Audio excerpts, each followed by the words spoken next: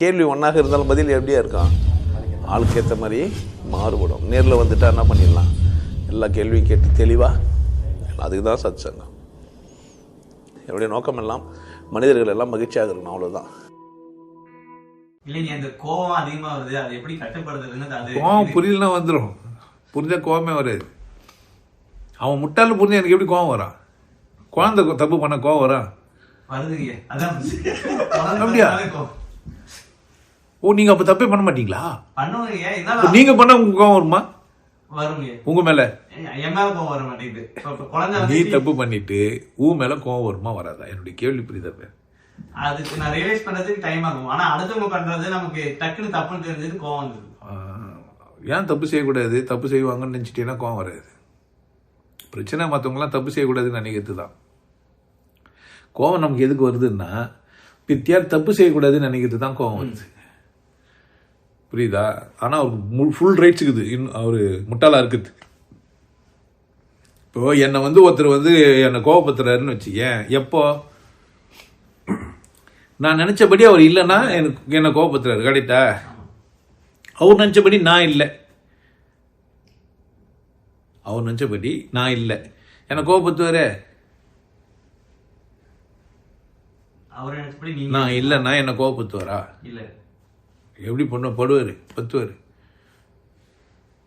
எனக்கு இது புரிஞ்சிச்சு, நான் நினைச்சபடி அவர் இல்லைன்ட்டு.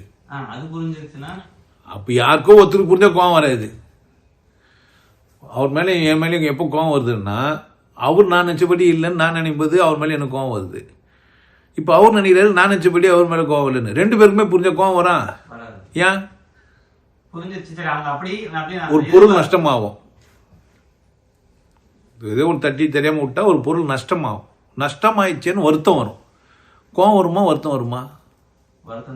வருத்தம் வர வேண்டியதுல கோவம் வருது. கோவம் பண்ணுமா, வருத்தம் பண்ணுமா? அப்ப அறியாமை கண்டு நான் கோவப்படுறேன்னா என்கிட்ட அறியாமை இருக்குது. எனக்கு அறிவு வந்தா எனக்கு கோவம் வராது, வருத்தம் வரும்.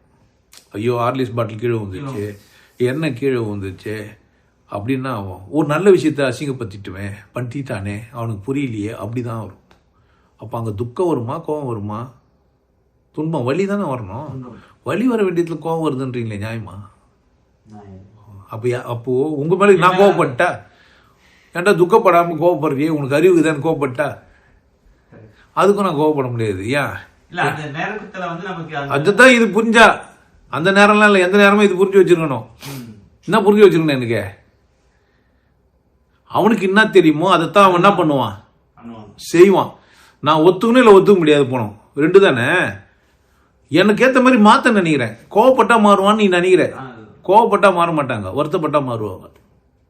ஏன்னா அவன் நஷ்டமாகுதுன்ட்டு அவங்களுக்கு ரெகனைஸ் பண்ணுவாங்க. யாருமே எதிராளி எப்போ யோசிப்பான், வருத்தப்பட்டதான் யோசிப்பான். கோவப்பட்டு சண்டை போட பார்ப்பான். சண்டை போறதால ஜெயிச்சிட்டான், திரும்பவும் தட்டி விடுவான். திரும்ப அந்த தப்பு நடந்து நிற்கும். எப்ப தப்பு நடக்காது? நான் வருத்தப்பட்டாவே, ஐயோ என் பிள்ளையால இல்லை, என் பொண்டாட்டியால இல்லை, என் நண்பனால என்னை புரிஞ்சுக்க முடியலையே, வருத்தப்பட்டா நல்லா இருக்கலாம். நல்ல கேள்விதான்.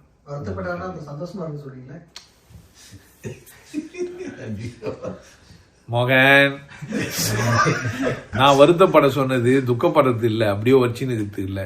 அப்போதைக்கு வருத்துட்டு விட்டுடணும், வருத்துனே இருக்கக்கூடாது. கிடையாது. அப்போ பண்ணினே இருப்பாங்கன்னா தப்பு இல்லையா? வருத்தப்பட்டு அவன் இதே லூசி இவ்வளோ தானே விட்டுணும், வருத்தப்படுறதையும் விட்டுற வேண்டியது தானே. நான் தான் சந்தோஷப்படுன்னு சொல்லிட்டேன் தானே. எது சொன்னேன்? சந்தோஷமா யாரு சொன்னேன்? வருத்தத்தை கொஞ்ச நேரம் தான் உடனே திட்டிடணும்.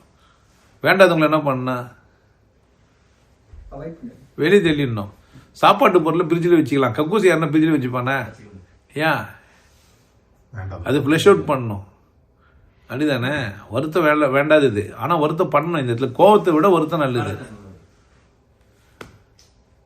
உடனே இப்பதான் சந்தோஷப்பட சொன்னேன்.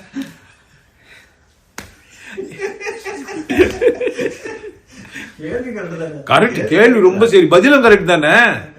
அதான் கேள்வி சரின்னா பதில இப்படிதான் இருக்க. நாங்க என்ன ஏமாந்து வர்றாள்னு வச்சுக்கிட்டேன்.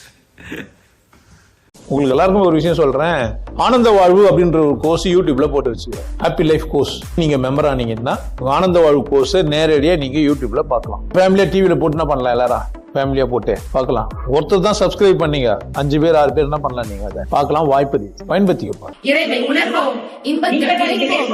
குருசில யோகை நாடு, உன்னை நீ கொண்டாடு, கொண்டாட்டம் உனது பிறப்புரிமை. மதம் மறப்போம், மனிதம் வளர்ப்போம்.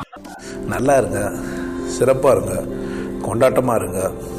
உங்களை நீங்கள் மதிப்பு மிகுந்தவராக மாற்றுறது உங்கள் கையில் தான் இருக்குது. நல்லா இருங்க. நான் ஒரு வாய்ப்பு என்னை பயன்படுத்திக்கலாம். நல்லது.